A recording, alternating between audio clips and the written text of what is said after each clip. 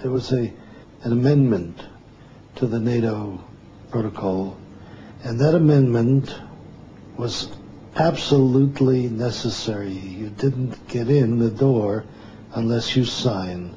And what was in that amendment was the agreement of the government not to prosecute right-wing activists, right-wing activities, anti-communist activists in their own countries.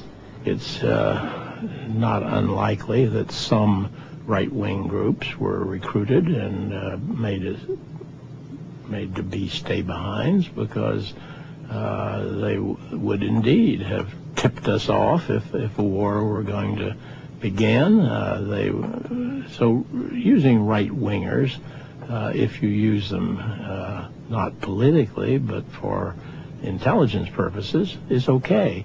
In 1948, I was a special agent with CIC, that's our counterintelligence corps in occupied Germany. I was stationed in Augsburg, and as such, since I spoke fluent German, I was assigned to handle a network of German informants.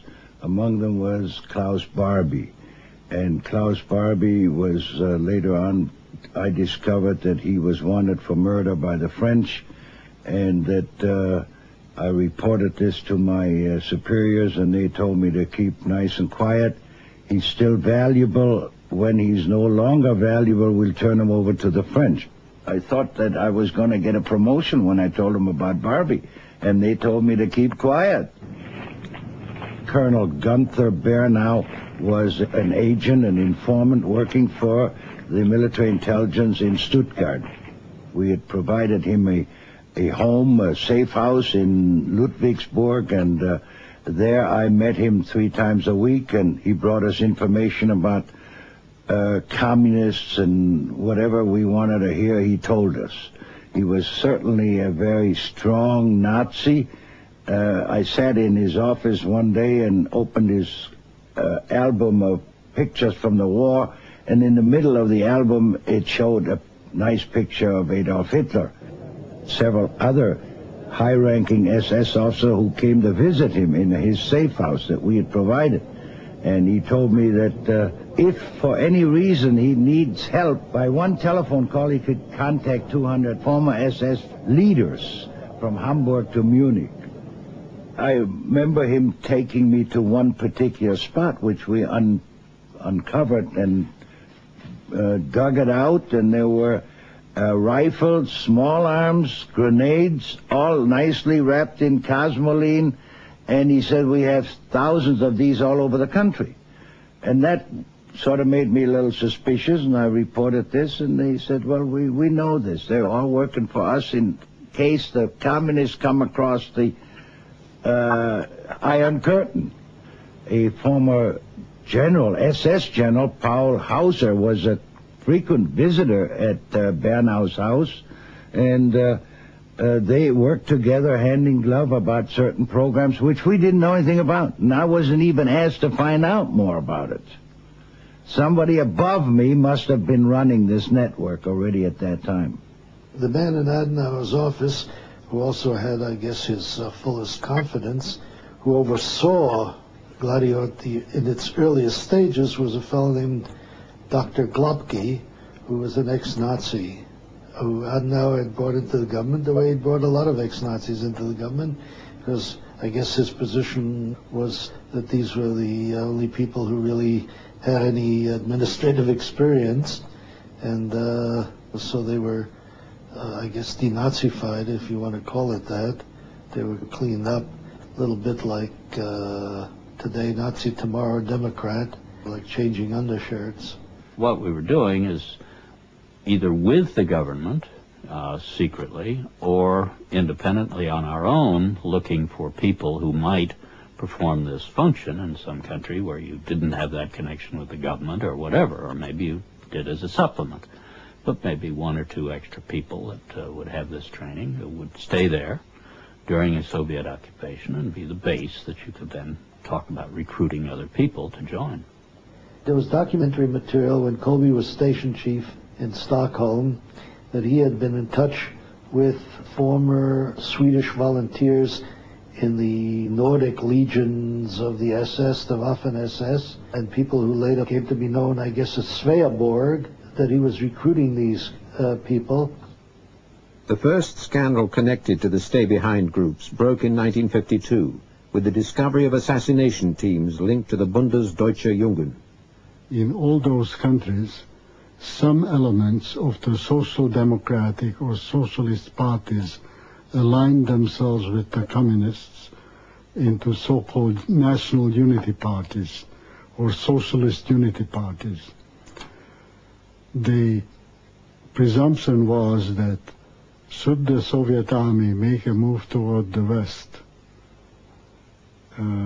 they would try to build some kind of a German puppet government in the German territory which they would occupy.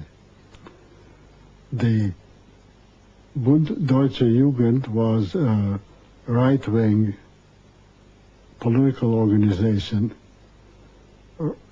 loosely affiliated with one of the political parties in the state of Hesse in Germany. And it was deemed that these people have the motivation and the willingness to serve as part of the underground should the Soviet army indeed overrun all or part of West Germany. Now, as part of these preparations against that day, somebody's enthusiasm ran away with his judgment, and they drew up a list of German politicians, including many prominent social democrats, who they thought might be the kind of people that the Soviet army would look for in trying to organize a puppet government. When the story broke, there was a considerable flap, and it was deemed desirable that General Truscott should personally explain to the people involved what had happened. And we explained the situation first to Chancellor Konrad Adenauer of Germany, then we explained it to General Matthew Ridgway, who was then the Commander-in-Chief of NATO, and finally, and most importantly, we explained it to Prime Minister George Sinn of Hesse, who himself was on that list. And Truscott explained to the Hessian Prime Minister that this was an unauthorized activity, to be sure only a paper exercise, but of which he was unaware, and it certainly shouldn't be interpreted as in any way casting aspersions on our confidence in Prime Minister Sinn. From the beginning, Gladio was really divided into two spheres of influence, British and American, because the original agreement between Sir Stuart Menzies and the ex-OSS people, Wisner and those, had foreseen that the British would retain their sphere of influence in the countries that were traditionally British, such as the Netherlands, Belgium, Portugal, Spain, and the United States had very little to do with those. We'd see, or rather I would see, documents having to do with that, but if anything needed to be done, I would have to contact somebody who had that responsibility in DI6.